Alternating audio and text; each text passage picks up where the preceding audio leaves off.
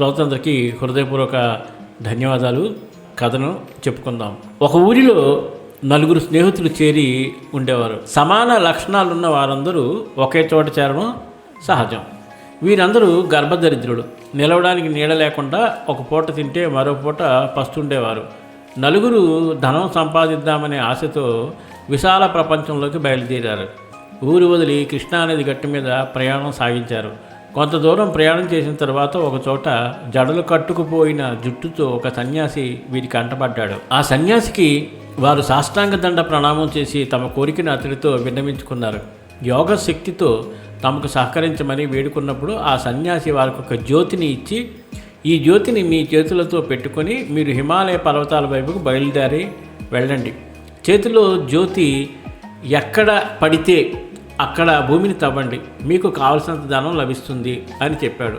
ఆ నలుగురు ఆ జ్యోతి పట్టుకుని హిమాలయ కొండల వైపు బయలుదేరారు. ఒకచోట జ్యోతి చేతిలో నుంచి పడిపోయింది. సన్యాసి వారికి చెప్పినట్టుగా అక్కడ భూమిని లోతుగా తవ్వారు.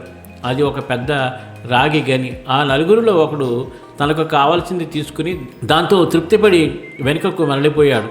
మిగిలిన ముగ్గురు జ్యోతిని పట్టుకుని యథాప్రకారం తిరిగి ప్రయాణం సాగించారు.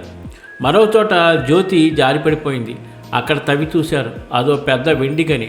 ఆ ముగ్గురిలో ఒకడు ఆ వెండితో తృప్తి చెంది ఇంటికి వెళ్ళాడు. మిగిలిన ఇద్దరు ఇంకా ఉత్తమోత్తమైనది దొరుకుతుందేమోనని బయలుదేరి నడక ప్రారంభించారు. మూడోసారి జ్యోతి పడిపోయింది. వీరిద్దరూ శ్రమపడి తవ్వారు. బంగారం, అదో బంగారు గని. మూడో స్నేహితుడు దాంతో బాగా తృప్తిపడ్డాడు. ఇంకా నాలుగో వాడు అత్యాశతో మళ్ళీ ప్రయాణం ప్రారంభించాడు. వజ్రాలు రత్నాలు లభిస్తాయని ఆశించాడు. ప్రయాసతో బహుదూరం ప్రయాణించాడు. కొంత దూరం వచ్చేటప్పటికి ఒక చోట ఒక మనిషి తల మీద పెద్ద చక్రం గిరగిరా తిరుగుతూ ఉంటే అక్కడ ఆగి, ఇదేమిటి నీ తల మీద చక్రం అలా తిరుగుతోంది అని అడిగాడు. ఆ పెద్ద మనిషి, మొదట ఈ చక్రాన్ని నీ తల మీద పెట్టుకో, తర్వాత కథ చెబుతాను అన్నాడు. దీనికి నాలుగో వాడు ఒప్పుకున్నాడు. కథ విందామని ఆ చక్రాన్ని తన తల మీదికి పెట్టనిచ్చాడు. ఆ పెద్ద మనిషి కథ చెప్పడం ప్రారంభించాడు. నేను నీలాగే సౌభాగ్య జ్యోతిని పట్టుకుని ఇంతవరకు వచ్చాను. నేను ఎంతో ఆశపడ్డాను. నేను దొరికిన రాగితో తృప్తి పడలేదు, దొరికిన వెండితోనూ తృప్తి పడలేదు.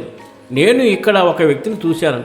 ఈ చక్రం అతడి తల మీద గిరగిరా తిరుగుతోంది. నీలాగే నేను ఈ చక్రంలో తలదూర్చాను. ఇటువంటి తప్పు ఇంకొకడు చేసి నీకు విముక్తి కలిగించే వరకు ఈ చక్రం నీ తల మీద ఇలా తిరుగుతూనే ఉంటుంది అని చెప్పి వెళ్ళిపోయాడు. దొరికిన దానితో సంతృప్తి చెంది పక్కవాళ్ళ జీవితాలలో అనవసరంగా తలదొచ్చకపోతే అంతకన్నా ఆనందమైన జీవితం మరొకటి లేదు.